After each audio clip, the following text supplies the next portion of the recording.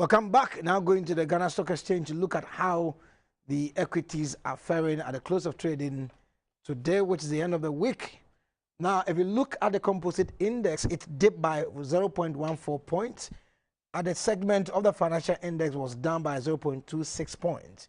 And the year-to-date return is negative 3.40% as against negative 1.70% in the financial index segment, which implies that if you might have invested in the Ghana Stock Exchange, you've still been experiencing the presence of the bears, and so you'll not be making much money as you expect.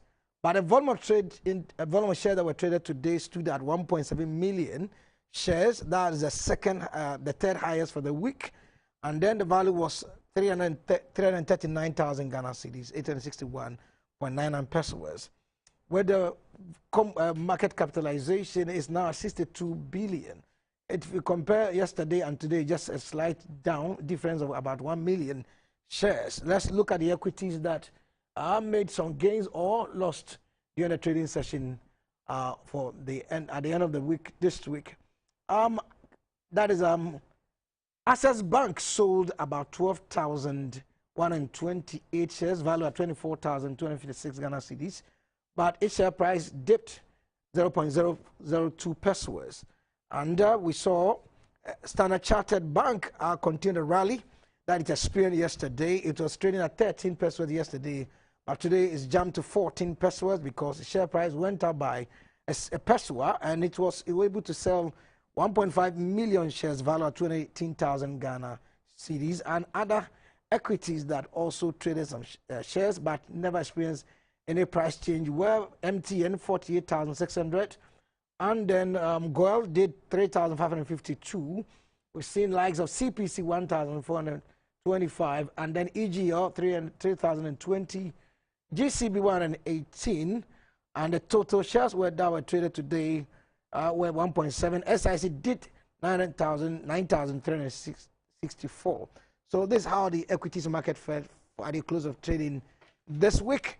When we come back, we're going straight to talk to Joseph Youngson, a Ghanaian based in the UK, who is a student, going to share his experience as at today, because the war is still raging on, with the Russian forces trying to even enter into Kiev. So we're going to talk to Joseph Youngson, and then we'll talk to Kojo Jan, a financial analyst based in the UK, as well as Kojo Frimpong Kusi, also based in the UK as a financial analyst, to look at how these conflicts are going to affect the wheat, the corn market across the globe.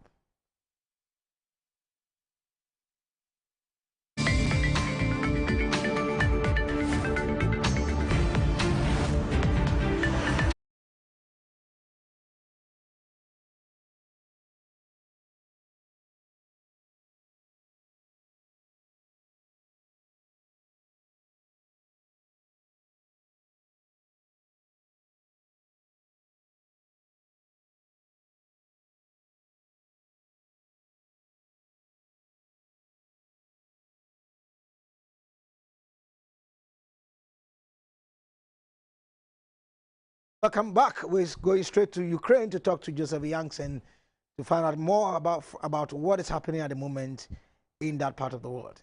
Joseph Youngson, you're welcome. Thank you very much. Now, give us updates of issues or the challenges that are going on in Ukraine. What is the latest development? Good evening to your viewers in Ghana. The latest updates about my city, which is Sunni, is that the military were able to defeat the Russians, yesterday. They haven't backed down yet. So Russians are sending extra troops, which has made the city very... we are now on red alert. We've been asked to all find shelters. Yesterday, I was in the bunker because I was in the university, which is quite close to the military base. But then today, it's quite different because the indigents, the Ukrainian citizens themselves, have been told by their governments to stay indoors. Sumy has these two very important cities in Ukraine. So if the city is captured, they can, the Russians can penetrate through the country very easily. So this city is a very important point to Ukraine's defense. All right. Are there plans to evacuate the Ghanaian students in Ukraine? Apart from the press releases that we see online every day about evacuation, we really do not know of any concrete plans yet. But then for what I've heard so far, which I can't confirm, is that students who are closer to the border countries are doing something for themselves. They are trying to get buses to, move to these countries to seek refuge over there. All right. Joseph, so at the moment, how many of you are in that particular school or that city? There are so many people in my school. Well over 1,000 students are stranded as we speak. Wow. International students. Yeah, they are all stranded. They don't know where to go. But the indigenes have all gone home. Most of them have gone to their villages where there's probably no attack going on. They feel safer there. But we international students are all stranded. You wouldn't, the city is deserted. Nobody is outside. We are all seeking shelter under the bunkers. Today in particular, I felt where I wasn't safe, so I had to move to a brother's place, which I feel is very safe here. Yesterday, you were complaining about getting food supply was getting it was running down. Are you okay now with your food supply? Well, I'd like to take the opportunity to thank my brother who has been very good to me here. He supplied me with food. We are sitting here, we don't know our fate so far. He's been the person who has helped me throughout all these difficult times. Oh, we are grateful to you, my brother, for being there for Joseph. He knows the city very well. I'd like him to share his experience so far. Oh, okay. So in a jiffy, what exactly has been done to protect some of you guys? Okay, so currently, as Joseph mentioned, they told every person to seek shelter because today, as in right now, there's going to be serious conflict. In fact, serious exchange of weaponry. So it's better and safe for every civilian to get shelter. Yesterday, as he mentioned, he's near the military base. And that's what the Russians have been doing. They target the military base first. Then in case there's any riot from the citizens, they target them too.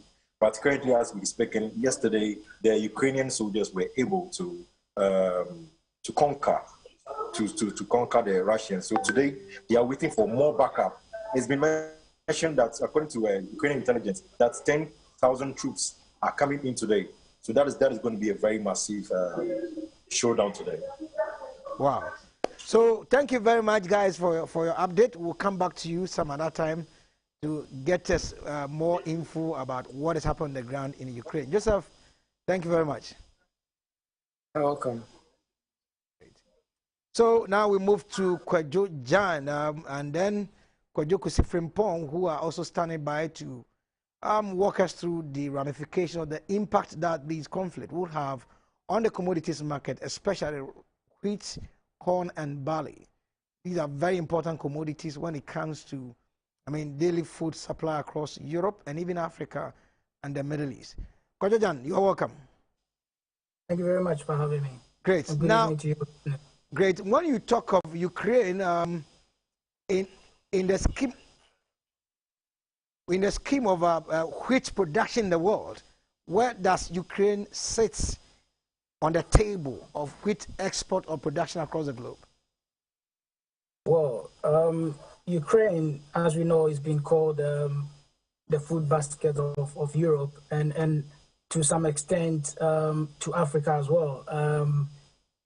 In terms of, production of wheat, corn, Ukraine is one of the highest producers within the region. I think in the world they produce about 30% of the wheat that we consume, and so it is very very a big issue if this supply chain is broken up, or if the supply chain cuts off, and a lot of countries are getting nervous in terms of these developments. Of course, when we see the political instability that triggered, the Arab Spring, it was to do with the rise of bread prices within these countries, and of course, it brought about that Arab Spring issue. So around Egypt, Tunisia, Morocco, and Libya and Algeria, they produce a lot, they consume a lot of wheat because they rely on a lot of bread products. And so Ukraine is very important to not just Europe, but Africa as well, in terms of production of wheat. All right. Kusi, talking about Ukraine, corn production, barley as well. Now we told that where the conflict is raging, that is where these commodities are produced in huge numbers or quantities. And how is this going to affect even pricing? Also, thanks for the question, and thanks for having us tonight. In terms of production of wheat and the other cereals, okay, the main issue is that it's not just Ukraine. Russia also produces wheat. Russia also produces sunflower, and then also the same goes for barley. So it is both countries that we are looking at. So if those two countries are at war, then we definitely know that the Russian farmers and then also the Ukrainian farmers, or even factors of production, will be geared towards war. So most often than not, I'm looking at figures here where we are looking about 21% rise in corn prices if the war persists worldwide.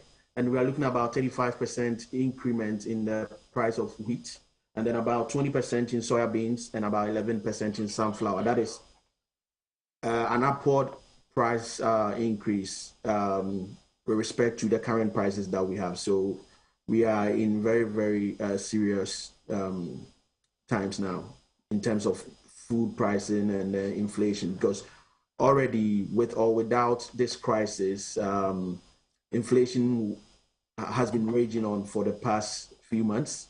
And like we mentioned yesterday, we were actually talking about inflation across the world and how the Fed and every other policymaker wants to look at this. So in terms of inflation, we are really, really in dire straits. All right. Now, Kojo, so if wheat prices are projected to move up or spike, what will be the impact on our part of the world? I'm talking about Africa and Ghana. Well, I mean, when you look at the products, wheat and corn and sunflower, these are products that are more or less everyday products. And of course, you can see that in most breakfast products, there is some form of corn or there's some form of wheat. And then when you talk about sunflower, you're talking about oil that, is used for cooking as well. So it will definitely increase, prices of everyday products or everyday foods, especially for the countries that rely on these products. I mean, for instance, African countries imported agricultural products worth $4 billion from Russia in 2020. About 90% of this was wheat, and so you can see the percentage of this product that comes to Africa. 90% of the imports of food from Russia was wheat. So imagine if the supply chain is cut off, then definitely it's just going to increase these products. And of course, bread is something that, is something that everyone eats in the morning, in a different way or form. So we are just hoping that, this supply chain is not cut off, because if it does, then of course, food prices will definitely rise. Food prices rise up. Kusi, in this regard, what should be done to ensure that we mitigate the price hike that are likely to come as a result of these conflict between Ukraine and Russia? So talking about Ghana, let's not forget that one of the key components of our staple is corn, and we have our banku as well. And from the look of things, the government of Ghana tried or has been on trying to get Ghanaians to get into agriculture. And, we have the Planting for Food program. So it is more or less a case that we still have to embark on self-reliance as a continent, because we have all that it takes to feed ourselves. So in the past, we've embarked on Operation Feed Yourself, Operation Feed Your Industry. And as we speak now, Nigeria is also looking at that same concept of Operation Feed Yourself. And there are certain food items that are not really local to us, you see.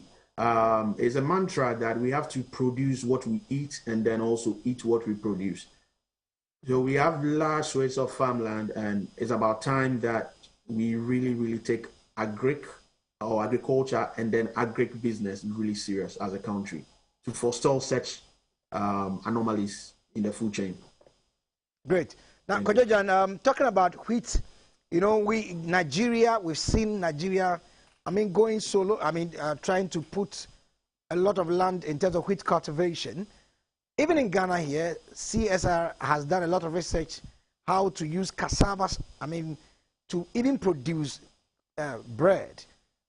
What do we do to make sure that we shift even from wheat, because we import so much, it put pressure on our local currency, so that we use wheat, even potato, to get the needed flour to produce bread?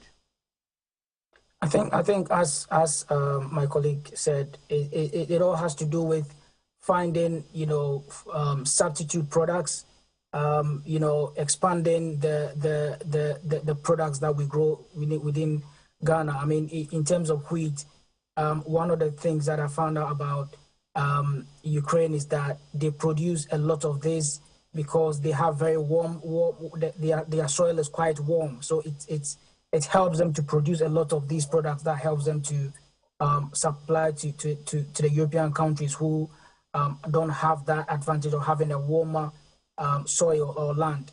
And so in Ghana, we are very lucky to have a very warm weather. We should have warm soil, and I think that it needs to be a government project to more or less, as we have planting for food. Planting for food, the only thing you hear about mostly is that the government is trying to get more corn farmers out there, or more rice, but you never even hear of wheat and other food products that are imported. Is there a way that we can actually grow some of these products back home and also end up becoming exporters of these products? Because if a country like Ukraine, which is more or less cold in a way, is able to produce products from that part of the world and bring it to Africa, why can't we do it? So I think that it is one of the things that the government needs to take up. We shouldn't only be concentrated on just a few agro products, but we have to just expand the number of products that we grow in Ghana to be able to more or less feed the local market, and then be able to even export the surplus that comes out of it. Right. Kusi, if you look at what is happening, there are predictions that if this conflict rages on, even though we are not in harvest period, it might affect not only the wheat, but even barley.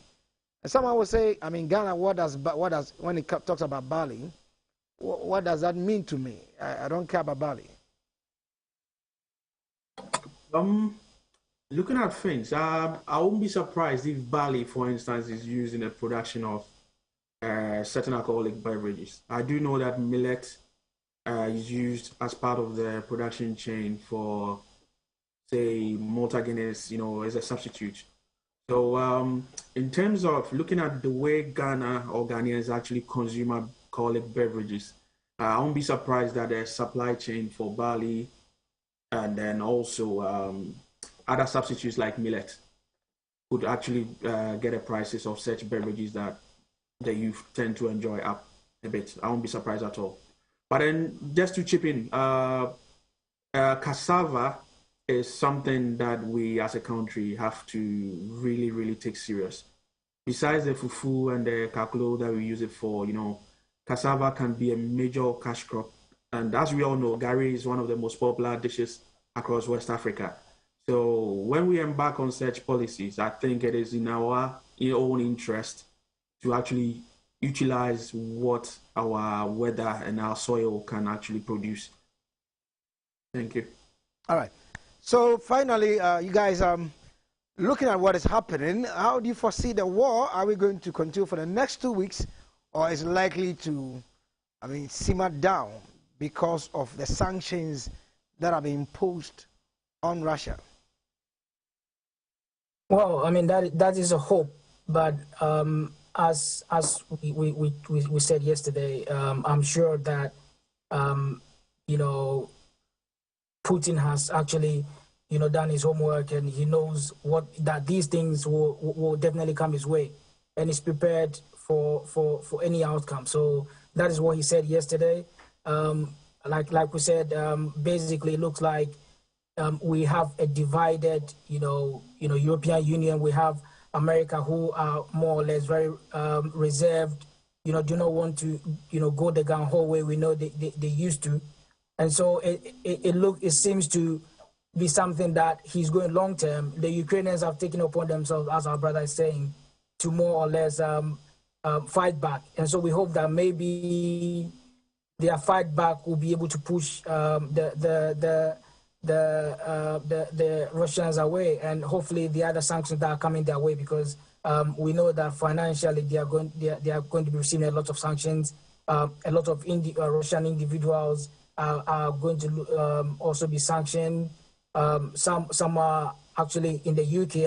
To be precise, some of the MPs are calling for some of these Russian oligarchs to lose, the companies that they own within the UK as part of these, punishment, to be able to push them, because they know that whatever money they make in the UK, they still pay taxes back home in Russia. So I think it has to be a combination of many things to be able to stop him. It doesn't have to be just one thing. And the most important thing is that we get, the US and then the EU and the UK come together as one, and then more or less, come up with, one form of, a united front to be able to stop him, because that is what we need now. All right, Kusi, SWIFT is still not been added to the sanctions. Do you think that's time to add SWIFT to the sanctions? As Kojo said, Russia would have done their calculations, but to be honest and to be frank, if SWIFT was brought onto the table, it changes a lot of things. But it seems Europe is not united. Europeans are in disarray. Every country is looking inward and looking at what is in their interest. And so far, reading from the likes of other news portals, Europeans don't want Americans to include SWIFT as a measure.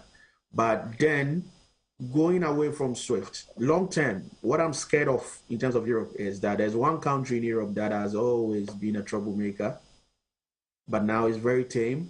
And with all these upheavals, Europe is relying on America militarily. But in terms of political leadership, France is going nowhere. And I think what we don't want is to get Germany to really be up and running in that space, because once the Germans, every time Russia tries something, it's right on their doorsteps.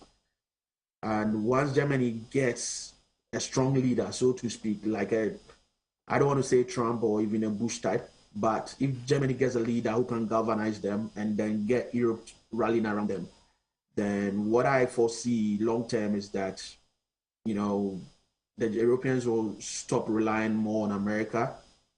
And then also there's the issue of China looking at what they can get away with in terms of Taiwan. Because if if Russia is messing about in Ukraine and no one can stop them, then China is also looking at what they can also do. And the Japanese will also be rattled. So we don't want to go into the Second World War type of thing. And then just one more thing before we forget. I think semiconductor industry is very important in this supply chain thing and the inflation, as we've been mentioning. So And Ukraine and Russia are really good players in that space as well. All right. Thank you. Thank you, gentlemen, for your time. We've been looking at Ukraine being the breadbasket of Europe. And as Russia is pounding Ukraine, what will be the impact on our part of the world?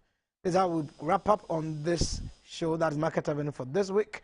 My name is Edward Nyak, and God will come your way next week. Shalom.